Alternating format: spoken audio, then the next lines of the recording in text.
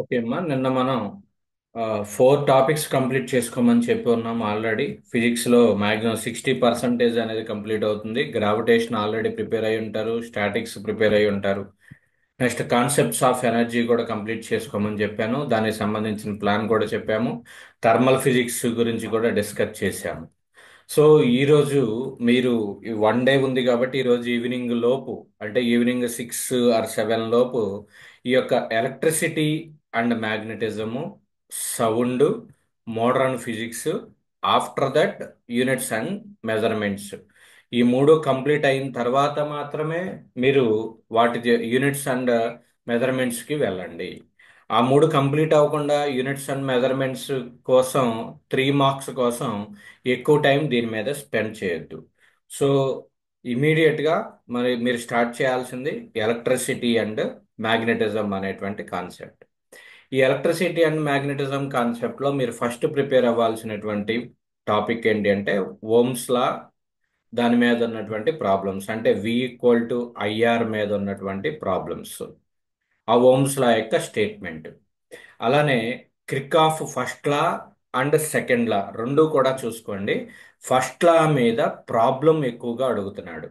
మీరు other branches యొక్క question paper కనుక చూసినట్లయితే ఫిజిక్స్లో ఈ కిర్కాఫ్ ఫస్ట్ లా మీద ప్రాబ్లం అడిగి ఉన్నారు. At the same time Kirchhoff second law యొక్క స్టేట్మెంట్ కూడా చూసుకోండి. కిర్కాఫ్ సెకండ్ లా యొక్క స్టేట్మెంట్ కూడా చూసుకోండి. ఇది అయిన తర్వాత వీట్ స్టోన్ బ్రిడ్జ్, ఏదైతే కన్స్ట్రక్షన్ వర్కింగ్ అనేది చూసుకోండి. వీట్ స్టోన్ బ్రిడ్జ్ యొక్క వర్కింగ్ ప్రిన్సిపల్, దాని మీద ఉన్నటువంటి ప్రాబ్లం ఏది, P/Q = R/S అనేటువంటి రిలేషన్ ఉంటుంది.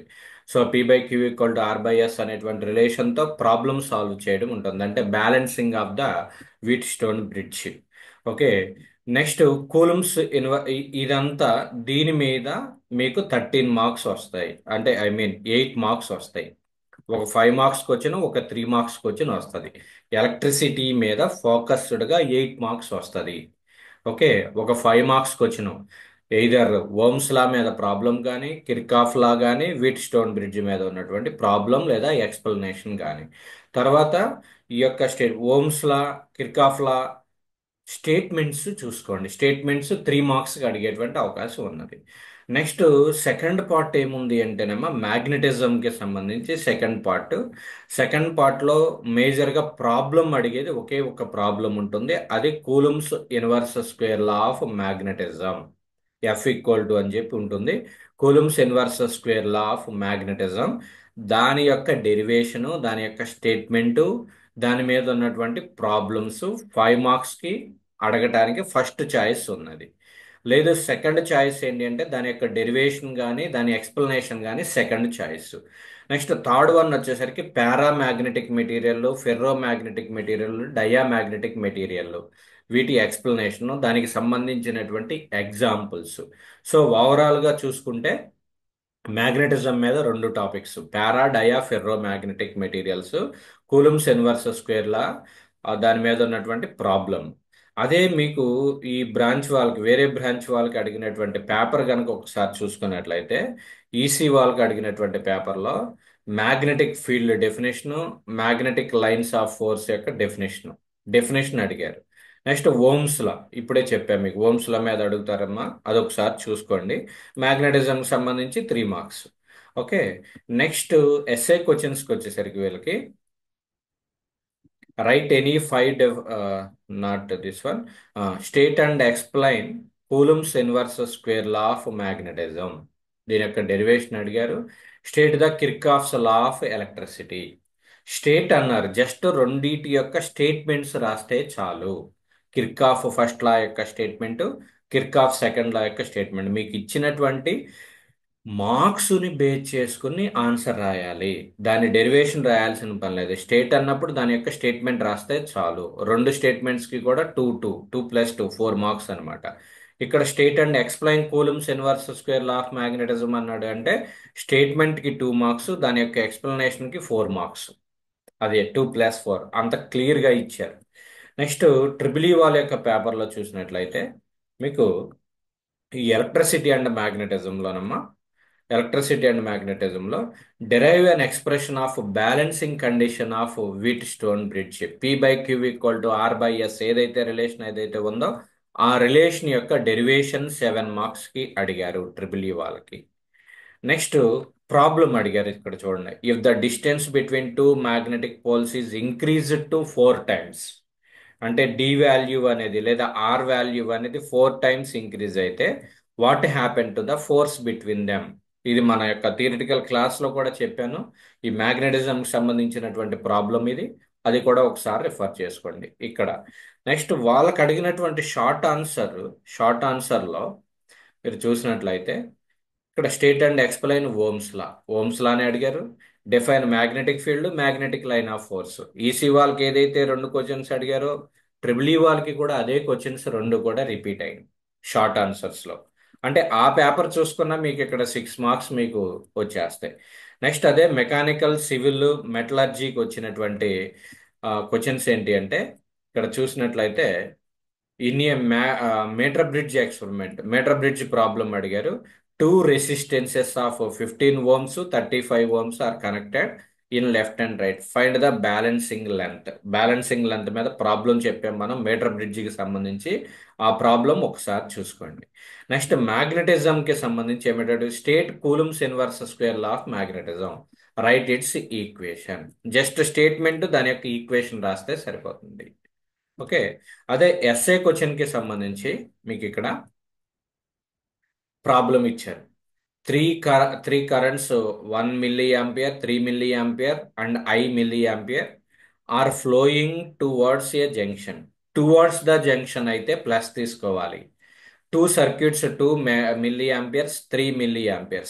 అవే ఫ్రమ్ ద జంక్షన్ వచ్చేసరికి మైనస్ తీసుకోవాలి. Find the value of I. వీటి యొక్క బ్యాలెన్స్ చేసుకుంటే సరిపోద్ది. కిర్కాఫ్ ఫస్ట్ లాకి సంబంధించినటువంటి ప్రాబ్లం, 4 మార్క్స్ ప్రాబ్లం. నెక్స్ట్ ఇక్కడ ఇందాకే చెప్పా, define ferro dia magnetic materials, write 1 example for each. Para, ferro, dia థియరీకి వచ్చిన అదే. అది చదువుకుని దాని ఎగ్జాంపుల్స్, ఫెర్రో అంటే ఏంటో రాయండి, డయా అంటే ఏంటో రాస్తే చాలు. మరి పారా అడగలేదు, జస్ట్ 2 అడిగారు, వాటి యొక్క ఎగ్జాంపుల్స్ రాయండి. అది. సో ఇది ఎలక్ట్రిసిటీ అండ్ మ్యాగ్నెటిజం సంబంధించి ఈజీగా మనం 16 మార్క్స్ మనం క్యారీ చేసుకోవచ్చు. ఎప్పుడు ఓమ్స్ లా చూసుకోండి, కిర్కాఫ్ ఫస్ట్ లా, సెకండ్ లా చూసుకోండి, wheat stone bridge, inverse square law, para and dia, ferro. 5 questions చదువుకుంటే 16 మార్క్స్ వచ్చేస్తాయి. ఓకే. నెక్స్ట్ సెకండ్, దాని తర్వాత ఎలక్ట్రిసిటీ అండ్ మ్యాగ్నెటిజం కంప్లీట్ అయిపోయిన తర్వాత మీరు సౌండ్ చాప్టర్ ప్రిపేర్ అవ్వండి. సౌండ్లో ఇక్కడ మీకు 2 ఫార్ములాస్ ఉంటుంది. సబైన్ ఫార్ములా ఒకటి, డాప్లర్ ఎఫెక్ట్ మీద ఉన్నటువంటి ఫార్ములా ఒకటి. Sabine formula, Doppler effect. Derivation important కాదు, డెరివేషన్ కంటే ముందు సెబైన్ ఫార్ములా దాని మీద డైరెక్ట్ ప్రాబ్లమ్స్ ప్రాక్టీస్ చేయండి. డాప్లర్ ఎఫెక్ట్ అపరెంట్ ఫ్రీక్వెన్సీ మీద అడుగుతారనమాట. దానికి సంబంధించినటువంటి ప్రాబ్లమ్స్ మన ఛానల్లో కూడా ఉన్నాయి. వీడియో ప్లేలిస్ట్ కూడా మీకు షేర్ చేశాను. ఆ ప్లేలిస్ట్ చూసినా కూడా సౌండ్కి సంబంధించినటువంటి వీడియోస్లో ఆ ప్రాబ్లమ్స్ కూడా ఒకసారి ఎక్స్ప్లెనేషన్ మీరు రిఫర్ చేసుకుంటే సరిపోతుంది. లేదు మీ టెక్స్ట్ బుక్లో ఉన్నటువంటి ప్రాబ్లమ్స్ ప్రాక్టీస్ చేసినా కూడా సరిపోతుంది. నెక్స్ట్ ఇది మర్చిపోవద్దు, సెబైన్ ఫార్ములా దాని మీద ప్రాబ్లము, డాప్లర్ ఎఫెక్ట్ దాని మీద ప్రాబ్లము. నెక్స్ట్ థియరిటికల్గా అడిగితే difference between transverse wave, longitudinal wave. Transverse wave మోషన్కి, లాంగిట్యూడినల్ వేవ్ మోషన్కి డిఫరెన్సెస్. ఆటోమేటిక్గా ఏమవుతుంది, ట్రాన్స్వర్స్ వేవ్ మోషన్ యొక్క డెఫినేషన్ వస్తుంది, లాంగిట్యూడినల్ వేవ్ మోషన్ యొక్క డెఫినేషన్ వస్తుంది. అక్కడ 3 మార్క్స్గా కూడా ఉపయోగపడుతుంది. ఇక్కడ అడిగేది 10, 3, 3 2 షార్ట్లు అడుగుతారు, ఒక ఎస్ఏ అడుగుతారు. Next difference between musical sound and noise. Musical సౌండ్కి, నాయిస్కి ఉన్నటువంటి డిఫరెన్సెస్. వీటితో పాటు మనం యాంప్లిట్యూడ్, నెక్స్ట్ ఫ్రీక్వెన్సీ, ఎకో అంటే ఏంటి, ఎకో డెఫినేషను, ఓకే, రీవర్బరేషన్ టైము సెబైన్ ఫార్ములాలో అదే కదా మనం క్యాలిక్యులేట్ చేసేది. రీవర్బరేషన్ టైం యొక్క డెఫినేషను అవి చూసుకుంటాం. సో ఇక్కడ పేపర్లో చూసినట్లయితే వీళ్ళకి ఎస్ఏ క్వశ్చన్ కింద అడిగినటువంటి సౌండ్లో కాన్సెప్ట్లో చూడండి, ఇదే రిపీటెడ్గా అడుగుతున్నాడు. Right any 5 differences between musical sound and noise.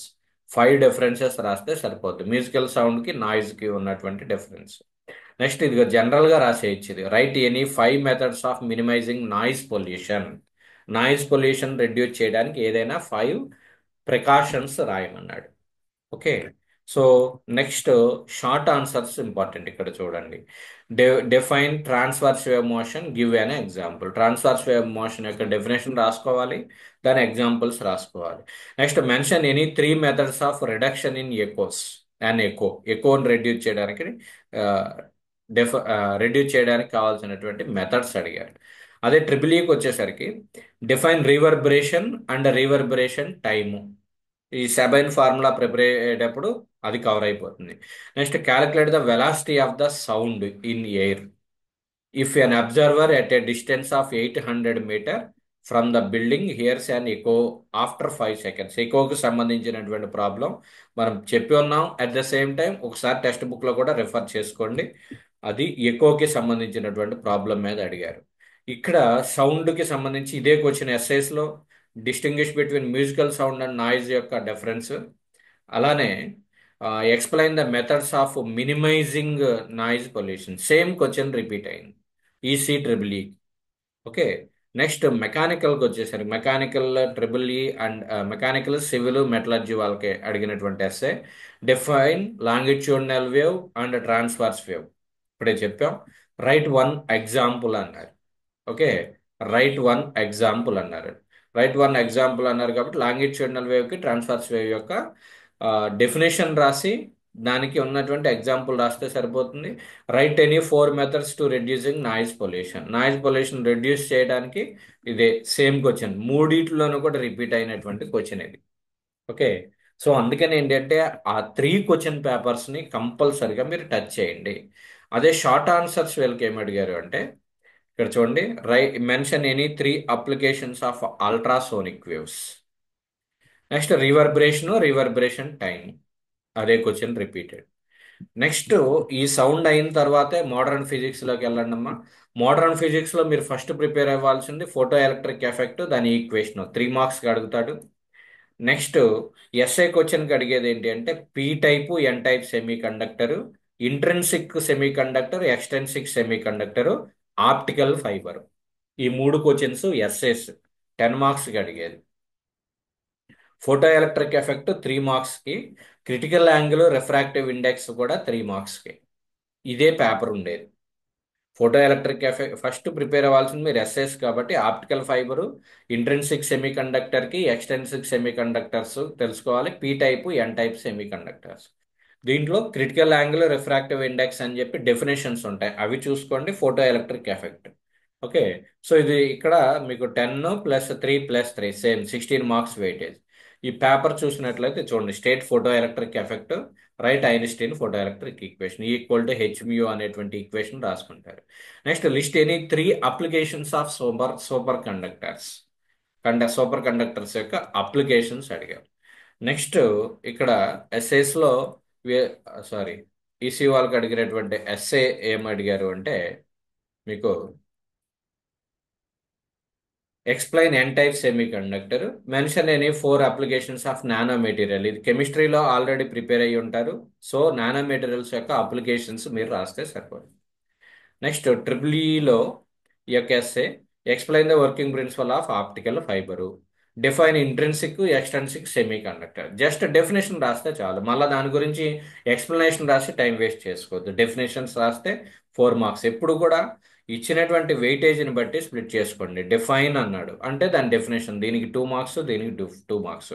Explain the working principle of optical fibre అన్నాడు.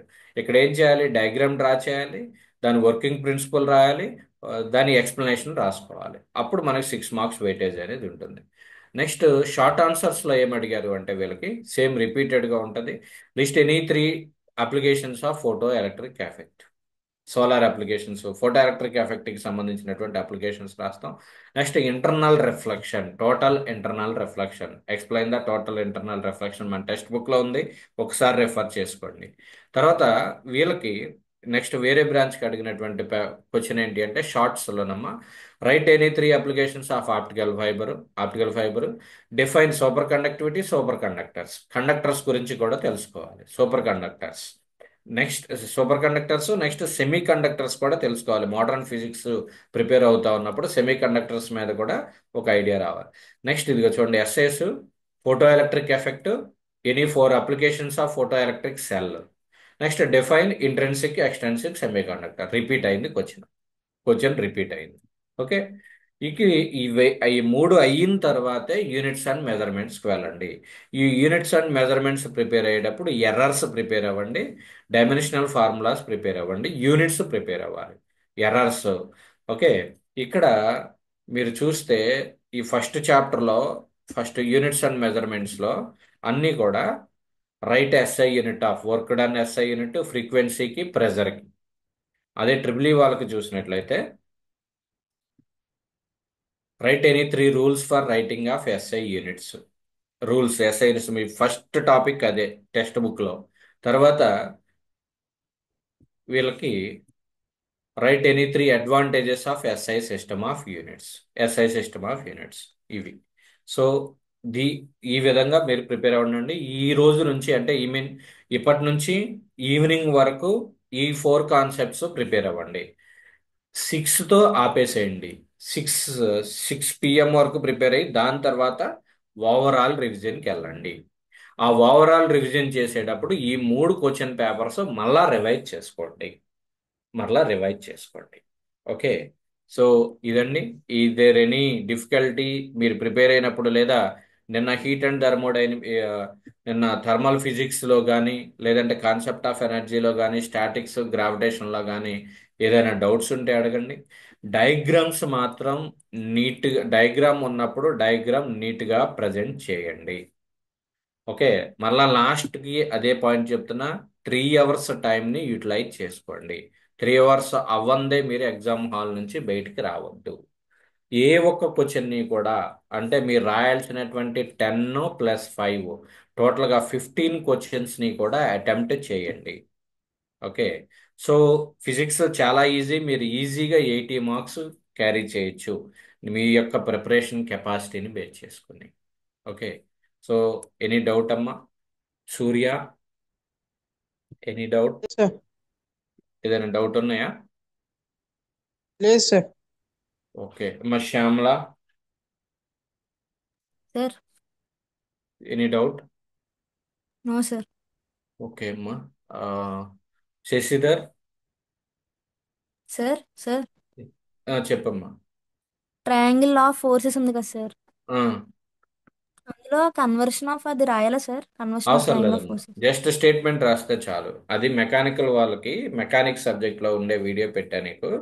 అది అవసరం లేదు. Okay sir. మీరు జస్ట్ ఏంటి అంటే ట్రయాంగిల్ ఆఫ్ ఫోర్సెస్ అనేది 3 ఫోర్సెస్ ఇచ్చినప్పుడు తీసుకుంటాం, 3 వెక్టార్స్ ఇచ్చినప్పుడు తీసుకుంటాం.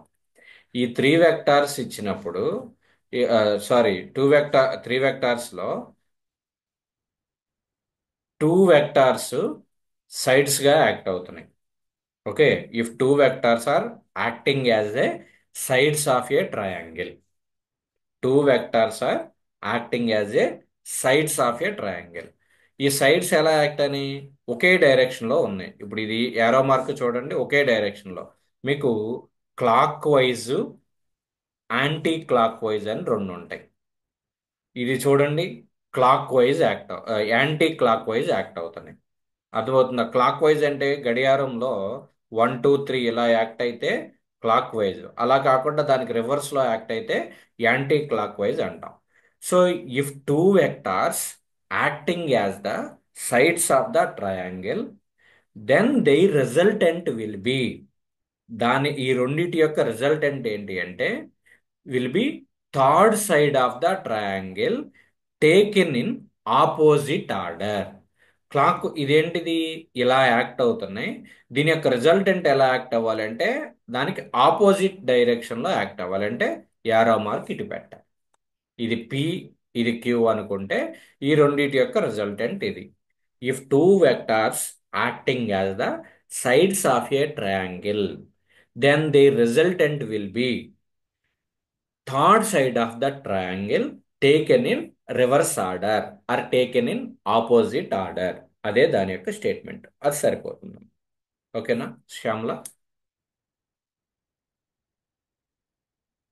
Shashidhar, any doubt? Shashidhar? No sir. Okay అమ్మ. Right. Nitish Raju, there any doubt? లేదు సార్. ఓకే అమ్మా. సరే. సో చాలా జాగ్రత్తగా రాయండి. లాస్ట్ ఎగ్జాము మీరు లాస్ట్ ఎగ్జామ్ కదా అని చెప్పి తొందరగా వచ్చేసి ఎంజాయ్ చేసేయాలి అనేటువంటి ఒపీనియన్తో బయటికి రావద్దు. డేస్ ఎక్కడికి పోవు. రేపటి నుంచి అన్ని రోజులు మీయే. రేపు మధ్యాహ్నం 12:30 కాడ నుంచి జూన్ 10 దాకా మీ ఇష్టం వచ్చినట్టు మీరు తిరగవచ్చు. మీకు ఇష్టం వచ్చినటువంటి యాక్టివిటీ మీరు చేసుకోవచ్చు. కాబట్టి ప్రశాంతంగా ఎగ్జామ్ రాయండి. ఓకే. రైట్. అంతేగాని వచ్చేసి ఏదో సినిమాకి వెళ్ళిపోవాలి లేదంటే క్రికెట్ ఆడేసుకోవాలి అంతా ఒకేసారి విరుచుకుపడద్దు. ఫ్రీ అనేది వచ్చింది కాబట్టి. సో కాబట్టి ఎగ్జామ్ రాసేసిన తర్వాత కామ్గా ఇంటికి వచ్చేసేసేయండి. ఆఫ్టర్ దట్ రేపటి నుంచి ఎల్లుండి నుంచి చూసుకోవచ్చు ఏదన్నా ఉంటే గనక. ఓకే. చాలా మంది ఏంటంటే ఎగ్జామ్ అయిపోయిన తర్వాత ఎక్కడికెక్కడికో ప్లాన్ చేసుకుంటూ ఉంటారు. బట్ దయచేసి ఎగ్జామ్ అయిపోయిన రోజు మాత్రం మీరు కామ్గా ఇంటికి వచ్చేసి నెక్స్ట్ డే ప్లాన్ చేసుకోండి. That is better as per my experience. Okay. Right.